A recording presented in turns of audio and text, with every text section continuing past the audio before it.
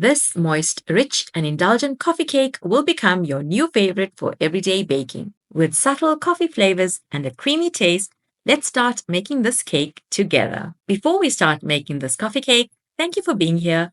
And please remember, consider subscribing, liking, commenting, and clicking on the notification bell. This will ensure that you get notified whenever I upload a new video.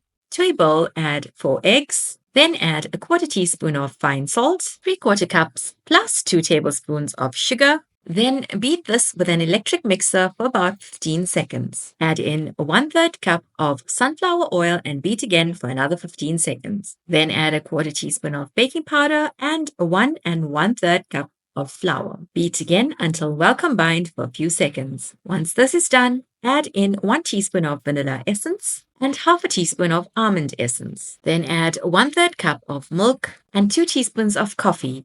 Here I'm using Frisco because it's not too strong. Then mix until well combined. Grease a 20 by 20 centimeter square cake pan and empty the batter into it.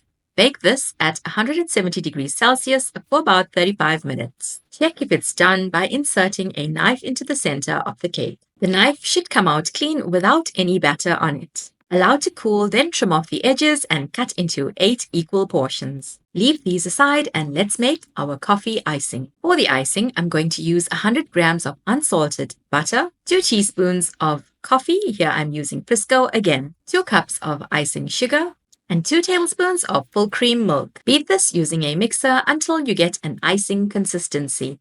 It must be smooth and creamy. This is the consistency you need to get. Place the icing into a piping bag. I've used a star nozzle for this. It's always easier to fill up the piping bag using a glass, but you don't have to do this. Do what you're comfortable with. Pipe as shown and decorate as desired. Topping with some chopped and toasted pecans and some grated chocolate just brings out the flavor of the coffee. These smell so good and are ready to be served as a delicious tea time treat or just about any time. Let me know how it turned out for you, and until the next vlog, happy baking and thanks for watching.